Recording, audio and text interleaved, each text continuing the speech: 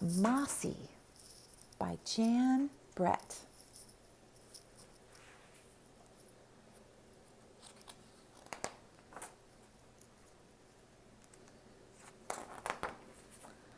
On a misty, moisty morning, a young turtle stood at the edge of a lily pad pond.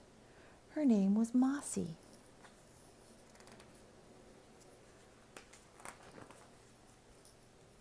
Mossy liked this damp, cool place, so she spent so much time here that her curlicues of moss began to grow on her carapace until her shell was covered with them.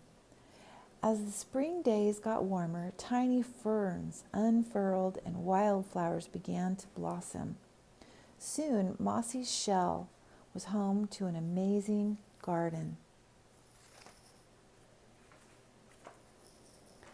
Mossy liked to look at her reflection in Lily Pad Pond to see what was growing on her garden. Every day brought a surprise, a new flower, or perhaps a delicious wild strawberry. Mossy's garden was growing wider and taller. One day, Mossy was standing by Lily Pad Pond when the water rippled and two ruby red eyes looked up at her. It was a handsome turtle she'd never seen before. There. Scoot had never seen a lady turtle like Mossy. He thought her garden was pretty, but it was Mossy who made his heart beat fast. She was breathtaking.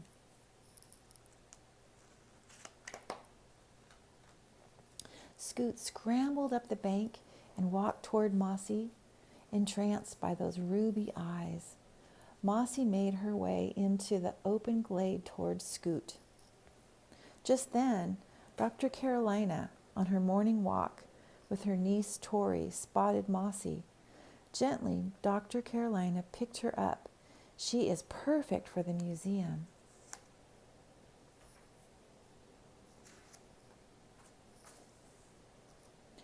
Never had Dr. Carolina's museum had a wonderful, as extraordinary as a garden-growing turtle. She and Tori made a home for Mossy in a viewing pavilion with plants, a reflecting pool, and everything they thought a turtle would need. But Mossy already had everything she needed back at Lily Pad Pond, and she longed to go home to find her new friend. Every day, Scoot waited for Mossy, but Mossy didn't come back. Aww. All summer, visitors came to see Mossy and her famous garden. They watched her eat raspberries and mealy worms, and mushrooms and lettuce, but Mossy didn't seem happy to Tori, and Dr. Carolina was too busy to notice. Mossy was lonely for Scoot. She had stopped looking at her garden in the reflecting pool because it made her remember those ruby red eyes shining like jewels peering at her from the lily pad pond. Thoughts of Scoot only made her sad.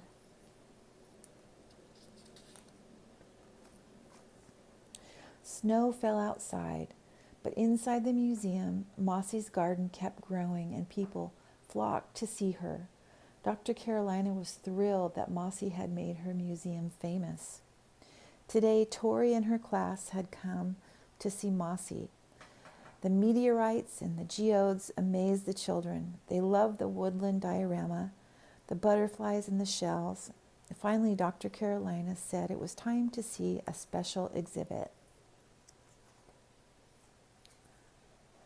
The children gathered around the viewing pavilion. At first, they didn't see Mossy.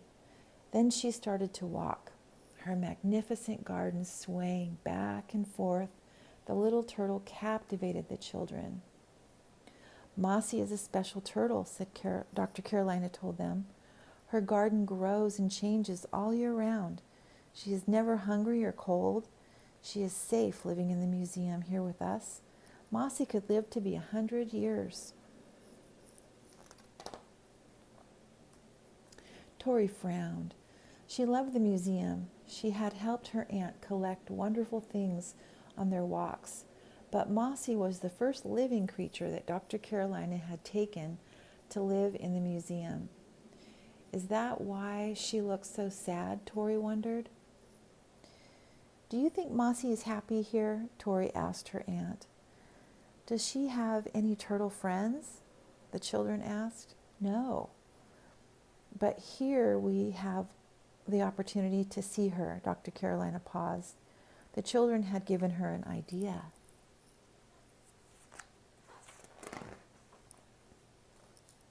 On the first day of spring, a sign on the front of the museum read, "Closed, do not disturb." Two women arrived at the back of the museum. Dr. Carolina and Tori were there to meet them. Everyone wondered what this meant. 1 day passed, 2 days passed, then 3. After a week, everyone was invited inside.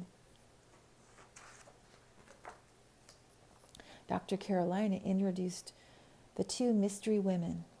Please meet Flora and Fauna, she said. The curtain was pulled aside, revealing a portrait of Mossy, larger than life, with her garden painted in glowing detail. Flora had painted all the plants. Fauna had painted Mossy. Together, the artists had captured the moment in time that would never fade. Everyone cheered and clapped. At dusk, Dr. Carolina gently put Mossy in a collection basket. Come with me, she said to Tori, and off they went to take Mossy to Lily Pad Pond.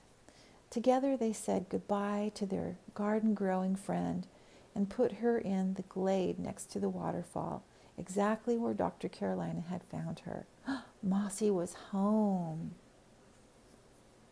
Who's happy about that? The next morning, the warm spring sun woke up Scoot from his bed beneath his leaves. He opened his ruby eyes and saw Mossy. Their year apart vanished into the past. At the museum, the portrait of Mossy continued to amaze visitors. What an extraordinary work of art and nature, they exclaimed.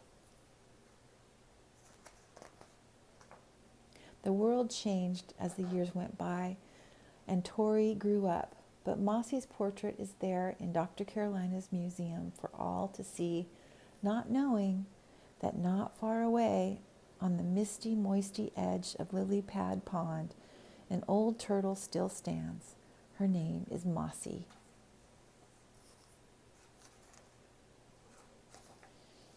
There's Mossy and Scoot. And their babies.